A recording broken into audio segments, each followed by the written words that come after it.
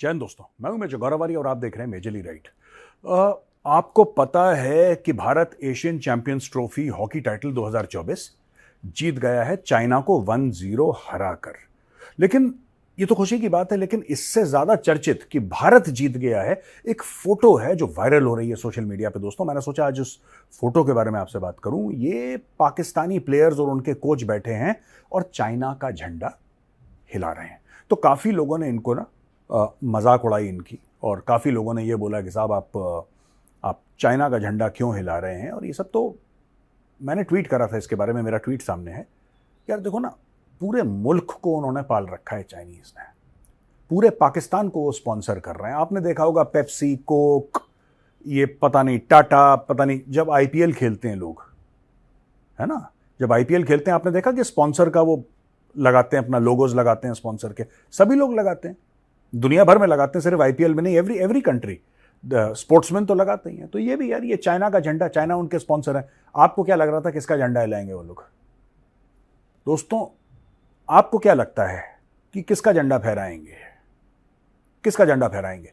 भारत का तो फहराएंगे नहीं, भारत तो काफिर है, भारत का झंडा नहीं फहराएंगे। चाइनीज भी काफिर है, लेकिन चाइनीज अमीर काफिर है जो पैसे देता है, तो उसकी जो कोट अनकोट काफरियत है वो कम हो जाती है या जीरो हो जाती है, क्योंकि चाइनीज इनके मुंह पे पैसे मारते हैं।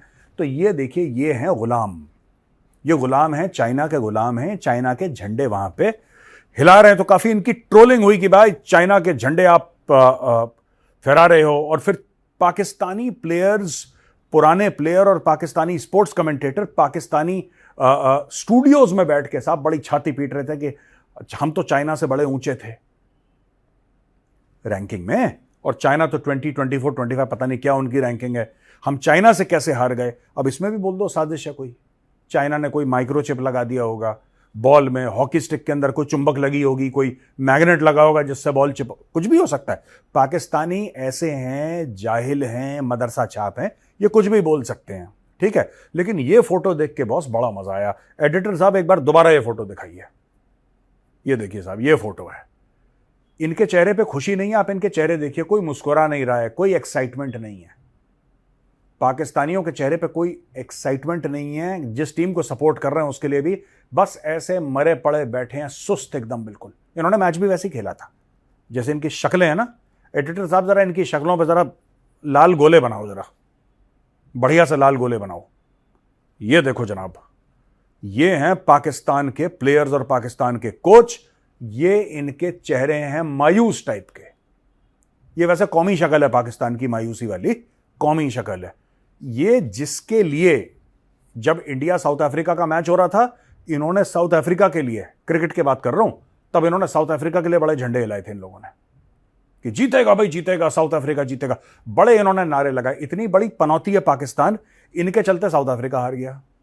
अब मैं बताता हूं आपको पाकिस्तानियों को, अगर आप चाहो ना कि इंडिया हारे, आप इतनी बड़ी पनौती हो, आप इंडिया के लिए चीयर करो, इंडिया के लिए आप चीयर करो, तो हो सकता है तब इंडिया हारेगा, क्योंकि तुम जिसके लिए चीयर करते हो वो हार जाता है। चाइनीज को तो वैसे ही डर लग रहा था कि कहीं मैच के बाद लोन ना मांग लें ये लोग। अच्छा, उसके बीच में एक और चीज बड़ी वायरल हो गई। राणा वहीद अशरफ, ये पाकिस्तानी प्लेयर है, इसको 10 मिनट का येलो कार्ड मिला। इंडिया के जुगराज सिंह को इसने फाउल कर दिया, इसने जुगराज सिंह को पुश कर दिया।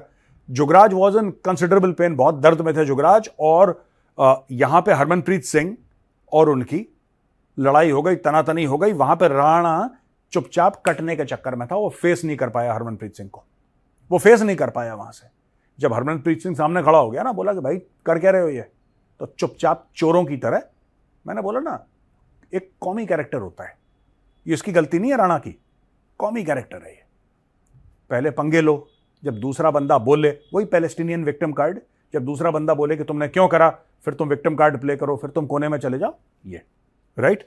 अच्छा, यहां पे पाकिस्तान से दोस्तों एक और बढ़िया खबर है। 2024 से 2027 तक एशियन डेवलपमेंट बैंक पाकिस्तान को $2 अरब हर साल देगा। टोटल $8 अरब पाकिस्तान ने अपना सेट कर लिया। भाई साहब, एक होता है भिखारी, एक होता है भिखारी प्रो, एक होता है भिखारी प्रो मैक्स, 6.5 इंच की स्क्रीन वाला। ये भिखारी प्रो मैक्स है। ये आप ये देखिए, एशियन डेवलपमेंट बैंक से आईएमएफ से बात चल रही है, आईएमएफ से 7 अरब की बात चल रही है, ठीक है।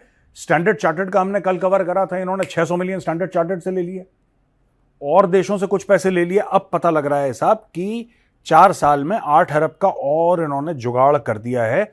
24, 25, 26, 27 टोटल 4 साल में, हर साल 2-2 अरब मिलेंगे। इस साल 2 अरब, अगले साल 2 अरब, फिर 2 अरब, फिर 2 अरब। 2028-27 तक, माफ करना, इनको 8 अरब डॉलर मिल चुके होंगे। एडीबी के प्रेसिडेंट मासात्सुगु असाकावा ने बोला कि ये पाकिस्तान विजिट करा, उसने बोला कि हां, हम आपको ये पैसा जरूर देंगे। इसको बहुत बड़ी कौमी जीत मानी जा रही है पाकिस्तान में, और पाकिस्तानी बड़े खुश हैं कि हमें फिर से एक बार लोन मिल गया, फिर से भीख मिल गई।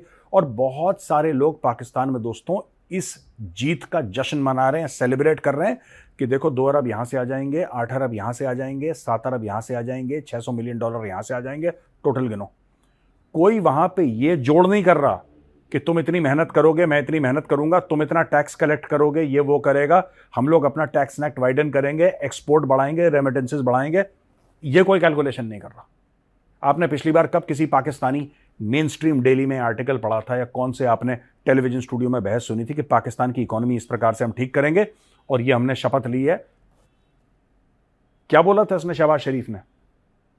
एडिटर साहब दिखाएं जरा, शहबाज शरीफ ने जो कसम खाई थी कि मैं कसम खाता हूं कि यह हमारा आखिरी आईएमएफ का लोन होगा। उसके बाद एक और आईएमएफ के लोन के लिए इन्होंने अप्लाई कर दिया। 25वीं बार जा रहे हैं ये लोग आईएमएफ में और कसम खाते हैं कि आखिरी होगा। लेकिन एडीबी की कसम नहीं खाई थी, आईएमएफ की खाई थी। आईएमएफ की भी कसम तोड़ दी और एडीबी से और 8 अरब पकड़ लिया उन्होंने। ये देखो भाई साहब, $2 billion per year, around $1 billion will be provided at fixed 2% interest rate through ADB's concessional window। यहां पे भी इन्होंने कंसेशन ले लिया भाइयों ने। Pakistan's ability to secure cheaper credit is hindered by its worsened credit rating, which 3 international credit rating agencies placing Pakistan below investment grade। यानी कि 3 उसमें से, एक फिच है, एक और भी है, फिच एसपी भी है, फिच भी है, और एक और है, तीसरे का नाम मेरे दिमाग से निकल रहा है। उसने बोल दिया कि पाकिस्तान इस लायक नहीं है कि आप यहां पे इन्वेस्टमेंट करो। Pakistan has been borrowing at unsustainably high rates from 7% to 11% due to lenders' skepticism about its creditworthiness, despite a staff-level agreement with the International Monetary Fund।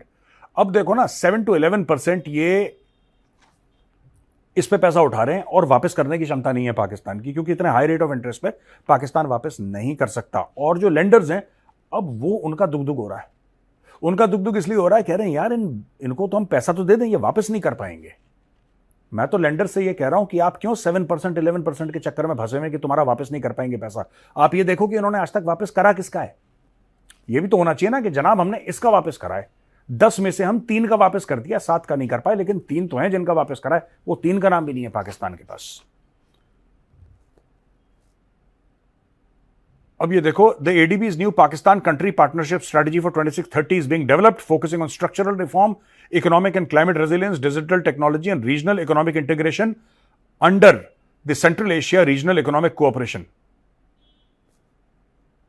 सब फ्रॉड है ये। अंग्रेज इसको पैसे देते रहेगा, कभी क्लाइमेट चेंज के नाम पे, कभी गर्ल एजुकेशन के नाम पे, कभी पोलियो के नाम पे, कभी इसके नाम पे, उसके नाम पे। इन भाई लोगों ने कुछ नहीं करना। मैं बता रहा हूं, एवन फील्ड लंदन में जाके इन्होंने बड़े बड़े अपार्टमेंट खरीदने हैं, इन्होंने दुबई में शॉपिंग प्लाजा बनाना है, और इनका कोई काम नहीं। कोई पाकिस्तानी पूछे, मैं तो कई बार बोलता हूं यार, कोई पाकिस्तानी इनको जाके पूछे, शहबाज शरीफ, नवाज शरीफ को कोई जाके पूछे कि भाई इतने सालों में तुमने इतने अरब डॉलर का लोन लिया, वो पैसा गया कहां, जरा बताओ, क्योंकि वो वापस करना है।